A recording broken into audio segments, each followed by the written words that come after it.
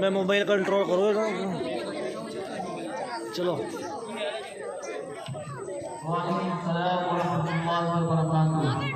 अरे अनस बेटा, तुम पढ़ने बहुत लेट आए हो, कहाँ थे अब तक? ठीक है, बैठ जाओ।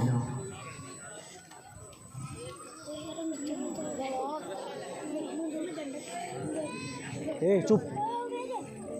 जी दरोगा साहब, मैंने अभी एक तालिब इल्म को मदरसे में बंदूक की गोलियां ले जाकर देखा है और यहाँ बच्चों को जिहाद की ट्रेनिंग और दहशतगर्दी की तालीम दी जाती है। आप यहाँ मदरसे में आकर तलाशी लीजिए।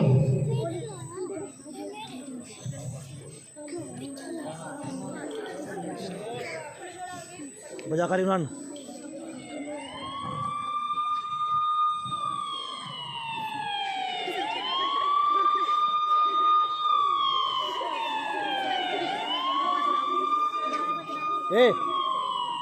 नहीं आओगे क्या मैं?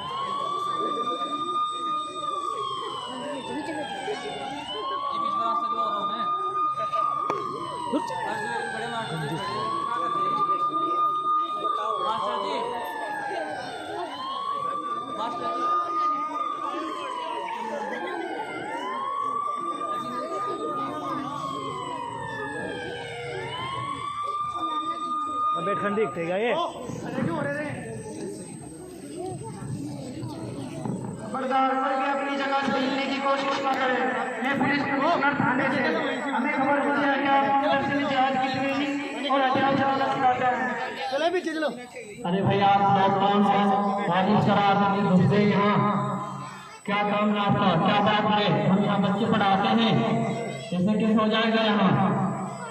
कोई भी अपनी जगह से हिले ना, हमें तलाशी लेनी है। जवान साहब, सबकी तलाशी लो। जी जरूर लीजिए। ये सामने जो खड़े हो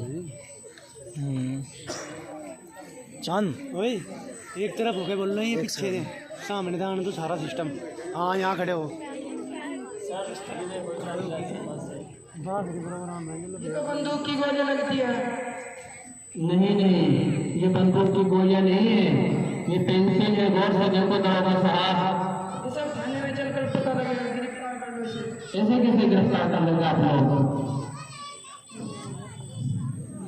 जाकर इमरान जाइए, किसको मत ले जाए? जमील इसको मत ले जाए। जाइए आप लोग, इसको कहाँ ले जा रहे हो? बगैर सबूत से इसको कहाँ ले जा रहे हो आप? अस्सलाम वालेकुम। जी वकील साहब, आप हमारे मदरसे में फौरन पहुंचे। हमारे एक तालिब इल्म को गिरफ्तार करके ले गए हैं कुछ पुलिस वाले। जल्दी से आइए।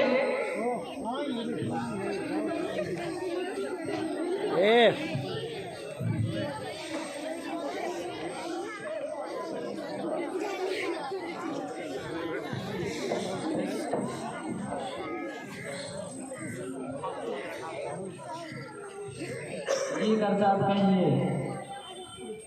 हमारे एक तालिब इल्म को पुलिस उठवा करके ले गई है बगैर सबूत के। वो कह रहे हैं पेंसिल को ये बंदूक की गोलियां हैं। वकील साहब, आप हमारे बच्चे को छुड़ाइए।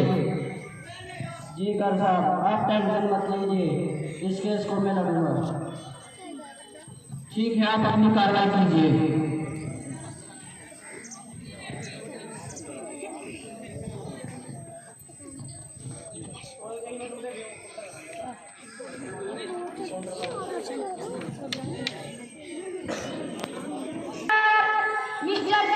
मोहम्मद शहनाज तशरीफ ला रहे हैं।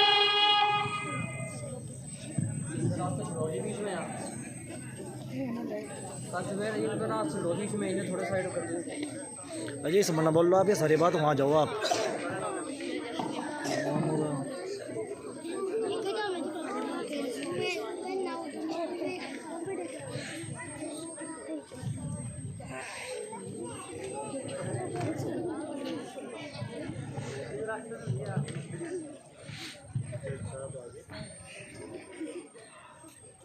ऑर्डर ऑर्डर ऑर्डर, अदालत की कार्रवाई शुरू की जाए।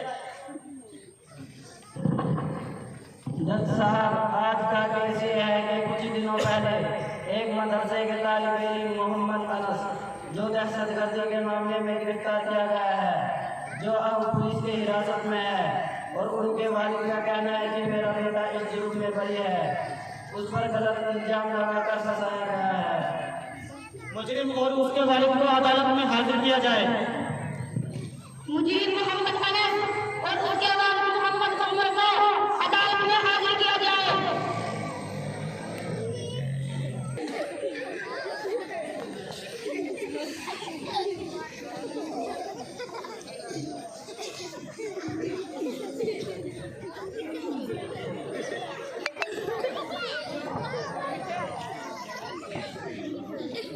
आगे से नॉलो भाई।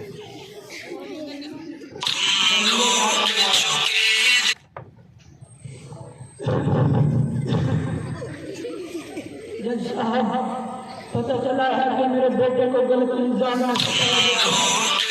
मेरा बेटा बेकसूर है, वो तो सिर्फ पढ़ता है। जज साहब, उसको दहशतगर्दी से क्या ताल्लुक, और मैं बहुत बूढ़ा आदमी हूँ और बहुत दूर से लाठी के सहारे चलकर आया हूँ, इसलिए आप मुझे छोड़ दीजिए। अरे भैया, हमारे थे किसी के बाप का घर नहीं, जो जब मर जाए वो छुड़ा कर ले जाए। हमें खबर मिली है मदरसे में दहशतगर्दी की तालीम दी जाती है, देश के खिलाफ भड़काया जाता है। इसमें तुम्हारा बेटा भी शामिल था, इसलिए उसको हिरासत में लिया गया है। जज साहब, आप क्या कह रहे हैं? मदरसे के अंदर जिहाद की ट्रेनिंग और दहशतगर्दी की तालीम दी जाती है, ये कैसे हो सकता है? ये झूठ है, ये किसी की जुनूनी साजिश है। अरे भाई, आपको क्या मालूम, वहाँ तो ऐसे लोग पैदा होते हैं जिन्होंने अपनी जान की बाजी देकर अंग्रेजों के चंगुल से हिंदुस्तान को आजाद कराया है। और आप कह रहे हैं कि मदरसे के अंदर जिहाद की ट्रेनिंग और दहशतगर्दी की तालीम दी जाती है। ये तुम कैसे बातें कर रहे हो? मदरसों में प्यार मोहब्बत की बातें और जंग आजादी मुसलमानों का हिस्सा, ये तुम्हें किसने बता दिया? अरे इस देश को आजाद कराने में तो हमारे राष्ट्रपिता महात्मा गांधी, चंद्रशेखर आजाद, शहीद भगत सिंह, रविंद्रनाथ टैगोर और भी बहुत सारे साथी थे, लेकिन उसको तो दूर तक मुसलमानों का नाम निशान नहीं है। ये तुम कैसी बातें कर रहे हो? अरे जज साहब, मुझे तो लगता है कि आप अपने आंखों पे शायद कुछ प्रेशर के चश्मे लगा रखते हैं जो आपको उससे बाहर निकलने भी नहीं देते। शायद आप हर बात नहीं हो जब ऐसा बात कर रहे हो। Mind your language, are you know what I am speaking? तुम जानते हो तुम क्या कह रहे हो? इस गुस्ताखी की वजह से तुम्हें जेल भी हो सकती है। अरे कैसे बातें करते हो जज साहब? अरे कैसे अरे देख न जाने को कौन डरता है जज साहब? हमारे उलमा बुजुर्गों ने इस देश के खातिर अपनी जान दी है, क्या हम इस देश के खातिर जेल तो जेल अपनी जान तक को भी दे सकते हैं जज साहब? इस मुजरिम को फौरन हिरासत में ले लिया जाए। इसमें से कहाँ व्यक्ति को आती है? ऑर्डर ऑर्डर ऑर्डर, अदालत की कार्रवाई कुछ देर बाद शुरू की जाएगी और साथ साथ अदालत में किसी मौलवी और पंडित को हाजिर किया जाए ताकि हकीकत मालूम हो जाए कि हिंदुओं का और मुसलमानों का जंग आजादी में क्या रोल रहा है। अदालत की कार्रवाई कुछ देर बाद शुरू होगी। सभी अल्लाह फरमाए।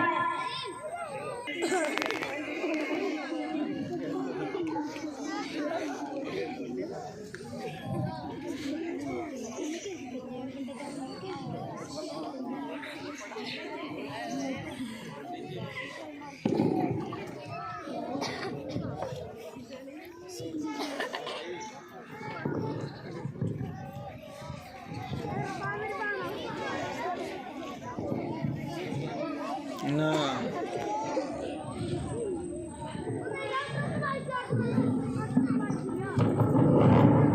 पंडित थोड़ा करवाट हो ना पंडित।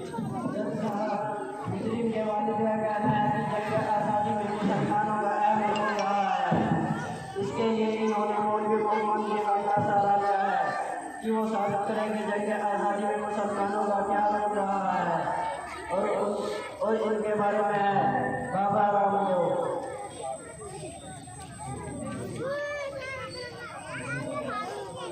जी मौलवी साहब, तो बताइए कि जंग आज़ादी में मुसलमानों का क्या रोल रहा है? बाबा साहब पहले आप ही बता दें कि जंग आजादी में मुसलमानों और हिंदुओं का क्या रोल रहा है। अवश्य श्रीमान। वैसे तो बताने की जरूरत नहीं है कि जंग आज़ादी में मुसलमानों का क्या रोल रहा है और क्या भूमिका रही है, क्योंकि हिंदुस्तान की नानी से लेकर बालक तक, युवाओं से लेकर महापुरुषों तक सब ये ज्ञान रखते हैं कि भारत देश हमारे पास से आजाद हुआ, परंतु हल्की सी टिप्पणी का सरकार डाल देते हैं ताकि आप लोगों का ध्यान केंद्रित हो जाए। 19वीं सदी में सिर्फ एक ही मार्ग समझा जाता था और मार्ग था शांति, शक्ति और अशांति का। अशांति को भगाना और अशांति को फैलाना, उसका प्रयोग करना, आपस में एक दूसरे से लड़ना, बगावत के जज्बात को हवा देना। किंतु इस पूरे कार्यकाल में हमारे राष्ट्रपिता महात्मा गांधी, पंडित जवाहरलाल नेहरू, रविंद्रनाथ टैगोर और अन्य महापुरुषों ने अपनी आत्मा परमात्मा से लड़कर इस भारत देश को आजाद कराया था। अब आप बताइए पंडित साहब। पंडित साहब, आपने जो कुछ किया उसका दौरा नहीं है, लेकिन आपने इसका बात की है, अपनों का बिगाड़ और दूसरों को भूल गए। अच्छा तो मौलवी साहब बताइए कि दूसरों की क्या भूमिका रही है ताकि हमें भी ज्ञान हो जाए। पंडित साहब, अगर आप अपनी किताबों का गौर से मुताला करेंगे तो आपको खुद मालूम हो जाएगा कि जंग आज़ादी में मुसलमानों का क्या रोल रहा है। लीजिए मैं भी कुछ बातें बता दूं कि जंग आज़ादी में मुसलमानों का क्या रोल रहा है। जब हिंदुस्तान की मुकद्दस सरजमीन पर अंग्रेजों का नाकाब साया पड़ा, वो अपने शाह जलाना चाहने से यहाँ के बाहर बन बैठे। जब हिंदुस्तानियों को, हिंदुस्तान के नागरिकों पर तरह तरह के जुल्म कराने लगे, जब हिंदुस्तानियों को गुलाम बनाया जाने लगा, जैसे नाजुक वक्त में जिस शख्स ने आले बगावत बदल किया, वो फखरे चमन, वो मेहरमपन, वो नाजिशे वतन शाह अब्दुल हसीब इब्न वलीउल्लाह मुहद्दिस देहलवी है। मैं जिला मदद में बैठकर कुरान और हदीस के दर्स देने वाले उलमाए कराम अपने खानकाह में बैठकर अपने खूनी जिगर से अपने हिंदुस्तान को आजाद कराने वाले अपने मदरसों और खानकाह को छोड़कर जंग के मैदान में आ गए और फिर अंग्रेज खिलाफ महाग बनाकर मंजिल की जानिब बेसहारा जमाने के आलिम बने। कितने बड़े उन्हें जलाए मिसाल की रोशनी में 1857 के जंग में बहादुर शाह में लड़ी गई। इसमें हर तरह के लोग शामिल थे, लेकिन ये जंग नाकाम हुई और इस नाकामी की कीमत सबसे ज्यादा मुसलमानों को चुकानी पड़ी। इसी तरह इसमें 2 लाख मुसलमान शहीद हो गए और 52,000 उलमाए कराम थे। इसी तरह जाने माले कुर्बानी देने के बावजूद बिलाकर हमारा मुल्क आजाद 15 अगस्त 1947 में आजाद हो गया था और 26 जनवरी 1950 में जब हुए मुल्क करार दिया गया था। और आप कहते हैं कि जंग आजादी मुसलमानों का कोई रोल नहीं है। मित्रों और सज्जनों और मंच पर उपस्थित महाऋषियों और प्यारे प्यारे बच्चों और बहनों, आप सबने सुन लिया कि मौलवी साहब ने क्या बयान किया है। इसके अतिरिक्त क्या मौलवी साहब आपके पास और कोई अन्य सबूत है? हाँ, क्यों नहीं। इसके अलावा बहुत सारे दलाइल हमारे पास मौजूद है। अंग्रेज कौंसिल अपने याददाश्त में लिखता है कि 1864 से लेकर 1867 तक अंग्रेजों ने मुसलमानों को कत्ल करने का फैसला किया और ये 3 साल हिंदुस्तान की मुसलमानी की तारीख में बड़े अलग साल है। इन 3 सालों में 14,000 उलमाओं को तख्तदार पर रखा गया था। थॉमसन कहता है कि दिल्ली की चांदनी चौक से लेकर खैबर तक कोई दरख्त ऐसा न था जहाँ उलमाओं की गर्दनें लटकी हुई न हो। थॉमसन कहता है कि लाहौर की शाही मस्जिद जिसको अंग्रेजों ने फांसी का फंदा बना रखा था, जिस रोज 80 उलमाओं को फांसी दी जाती थी। थॉमसन कहता है कि जब मैं दिल्ली गया तो मैंने देखा कि 40 उलमाओं को नंगा करके आग के अंगारों में जलाया जा रहा था और उन्हें कह रहे थे, ए मुसलमानों, एक बार ये कह दो कि 1857 की जंग में हम शामिल नहीं थे, हम तुमको छोड़ देंगे। अरे पंडित साहब, इससे बड़ा सबूत और क्या हो सकता है। अब मैं आपके धर्म से गुजारिश करूंगा एक साहब को वो आपको बताएंगे कि जंग आजादी का हमारा क्या रोल रहा है। अगर मैं अपने धर्म के लेखक को बुलाऊंगा तो आप कहेंगे आप ही के धर्म का है, आपकी तरफ भाई नहीं करेगा तो क्या करेगा। आइए लेखक साहब, आइए।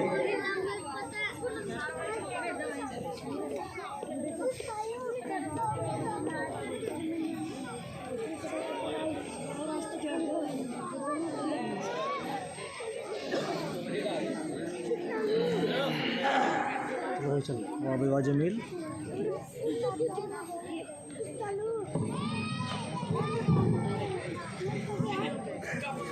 जी लेखक साहब, क्या आप देश के बारे में कुछ ज्ञान रखते हैं?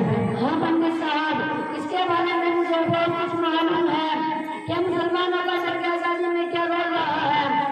इसके ऊपर मैंने एक नहीं कई किताबें निकाली हैं, जैसे शहीद बहादुर टीपू सुल्तान, सुल्तान सिराजुद्दौला, मौलाना अबुल कलाम आजाद, शेखुल इस्लाम, मौलाना सैयद हुसैन अहमद मदनी, हजरत शाह हिंद, इनके अलावा और भी हजारों की तादाद में मुसलमानों ने अपने खूनो गुजर इस देश को जो पेश कर दिए, इनके जिक्र के बिना तो इतिहास में भरा है। Order order order. तमाम बातों पर गौर करने के बाद हम लेखक साहब की बातों को एक्सेप्ट करते हैं और मौलाना के बयान को मद्देनजर रखते हुए मुजरिम मोहम्मद अनस को बाहर से बरी किया जाता है। और साथ साथ ये भी बता दो कि जिन मदारिसों ने इस देश के लिए इतनी कुर्बानियां दी है, वे दहशतगर्दी का आंकड़ा कैसे हो सकते हैं? फिर उन्हें आतंकवाद क्यों कहा जाता है, जबकि आतंकवाद खुद एक धर्म है, ना हिंदू है ना मुस्लिम है।